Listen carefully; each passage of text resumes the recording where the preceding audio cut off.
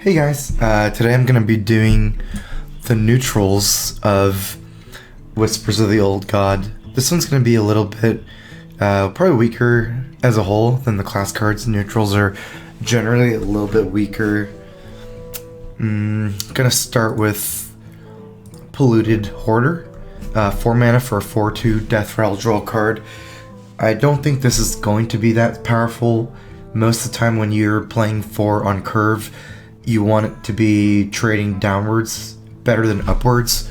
Like part of a big thing about 4 drops is with the coin you can coin out 2 4 drops, and in these situations it's and when you're coining out a 4 drop, you're getting it very early, relatively early for a 4 drop, and you really want to be able to trade good against 2 3s and 3 2s, like the smaller 2 and 3s a lot. So this isn't going to be that great on 4. And then as far as, say, late game, when 4 2s are going to be better than 2 4s, you know, like compared to Gnomish Inventor, late game you'd rather have Battlecry draw a card. It's much faster, especially. Another thing is, you know, unless they nerf combo or, I don't know, control cards a lot, let's say, by the time that, you know, your turn 8, you want to play Polluted Hoarder late game, there should be better things for you to do. You know, if you have enough of an average hand size, you can still pull off combos. If you're going for like a grindy control game, hopefully you have something better to do with Polluted Hoarder, in order for this to, I guess, be fuel for an aggro deck at the end. It's just, I feel not impactful enough. Almost rather just fill it slot with Loot Hoarder anyways in almost any deck if you really want to cycle some. So next we have Beckoner of Evil, 2 mana, 2/3, Battlecry, give your Cthulhu +2/+2 wherever it is. I'm assuming Cthulhu is a good card, which it should be. It looks very powerful. This card should is gonna be, it's gonna be used just because that's your slot in deck. If you want a big Cthulhu and you want it early, that's just what you have to use. And 2 mana for a 2/3 isn't the strongest, but it's not the worst either, attached to a strong Battlecry. And also going to the next card, it leads to the same thing. Twilight Elder, 3 mana for 3/4, at the end of your turn, give your Cthulhu +1/+1. I'm gonna say this is actually a little bit better than the other one. 3 mana for 3/4 I feel is a little bit more competitive because, I mean, even though technically there's no 2 mana cards that are stronger than 2/3s, I feel like 2 mana 2/3s are a little bit less in demand than 3 mana 3/4s. Like Spider Tank is about as good as you get right now, and this is Spider Tank attached to ups. Whereas the other ones, you know, a lot of the 2/3s have upsides. You know, Battlecry might be stronger than this, but you know, it's not by that much. If it survives on one turn, it can catch up, and anything other than that's going to be a bonus. So probably a little bit better than Beckoner. Next we have Cocoons Chosen. This is actually the powerhouse of the Cthulhu cards, at least so far revealed, for neutral ones. 4 mana, 4/2 Divine Shield, Battlecry, give your Cthulhu +2/+2. I think this is actually this card, looking at with Shredder gone, and I guess only Shredder, but with Shredder gone, this actually might be the strongest 4-drop, just say in general, as far as the neutrals go. In the classic set and the recent sets, I don't seem to remember any 4-drops that are just more powerful than a 4/2 Divine Shield. 3/3 Divine Shield we have, but that's a little bit worse than this. 4/2 Divine Shield's better. Divine Shield, you want higher attack than the life, and also the Battlecry is effectively free at this point. This is good. It's maybe a replacement for Shredder, even almost that good. Very, very. This might be a reason to play Cthulhu deck soon. All right, next we have Infested Torn, 4 mana for 2/3.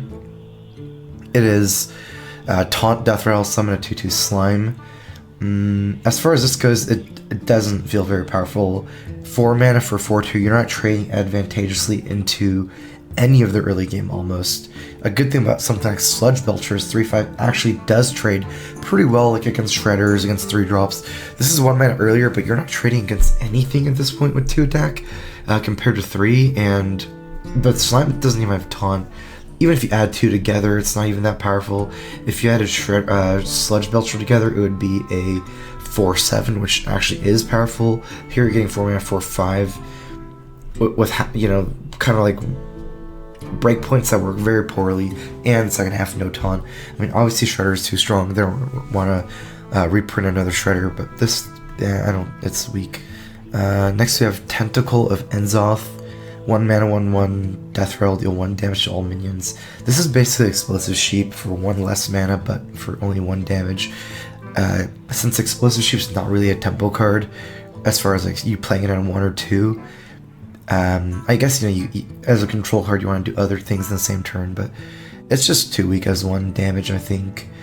I guess unless you're a warrior where you maybe even want 1 damage over 2, but again, warriors don't have problems, right? We can just use Whirlwind and Revenge, so not very good, I think. Next we have Spawn of Enzoth. 3 mana, 2/2. Death Rattles give your minions +1/+1. This is actually kind of interesting for creature swarm decks. You don't really have anything similar to this, or at least too similar to this. Could be just like for a zoo type deck right now. This could be pretty cool. I'm interested to see if people can pull off some combos with this somehow. Make a lot of stuff and proc this, or even like Echo, or somehow get tons of spawns of Enzoths. I think it's pretty cool. The effect is pretty powerful. Even on 1 minion, it would be a 3 mana 3/3. Kind of slow with Death Rattle, but it's pretty. It's not weakly budgeted, and it's pretty new and unique. So I think it's pretty good. All right, next we're gonna do Cult Apothecary. 5 mana 4/4. Death Rattle for each enemy minion. Restore 2 health to your hero. I don't think this is that good compared to Healbot. Healbot's probably too strong, but like most face kind of decks, you're not really getting that many minions anyways. They're just at that point just trying to kill you with chargers and weapons and spells. It's like big, like things like Zoo and Paladin where they're making big boards. Healing isn't as important, I guess. It feels like this is like it's hard to make a heal card that's only good against classes that you don't even need a heal against, Like, I'd much rather have something closer to Healbot. I mean, I know we already talked about it. You're not going to get a Healbot, but it's like, do you really want to put a card that heals you a lot against Zoo and Paladin, where healing's not that important, and not heal against, Hunter and stuff? Probably not, so I don't see it being that great. Next we have 5 mana for 6/6 Corrupted Healbot. Death Rattle will restore 8 health to the enemy hero. This is... I actually think it's fairly good, because compared... A lot of the best 5 drops are going away. Loatheb, Sludge Belcher, Healbot. Those are staples of the control classes. So I do think that the Death Rattle is a big deal, a very, very big deal. So I actually don't see any aggro or even mid-range decks like Druid, at least similar Druids to today, and Paladins using this. So I basically see this exclusively in control decks or Priest. Priest is control, but let's say aggro Priest or mid-range Priest, you might still use this because of Alkanai.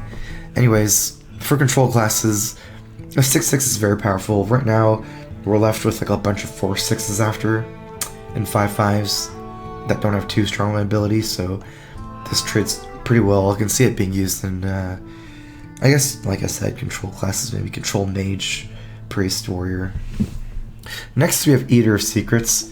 4 mana, 2/4, Battlecry, destroy all enemy secrets, gain +1/+1 for each. So this is basically a replacement for Kazan Mystic after that goes away, after Standard comes out.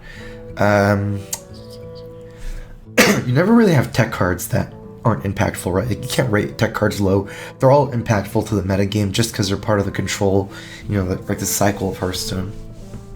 This one is gonna probably be a little bit weaker than Kazan Mystic as against individual secrets like Mage and Hunter, but much stronger against Secret Paladin.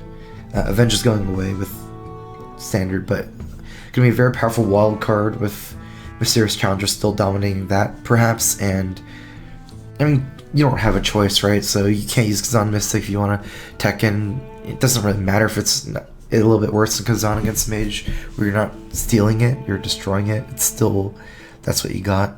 So still good. Alright, so next we have Skyrim Cultist. 6 mana for a 7/6 Battlecry. Give your Cthulhu +2/2 wherever it is. I think how good this will be will largely be how BGH has changed or nerfed.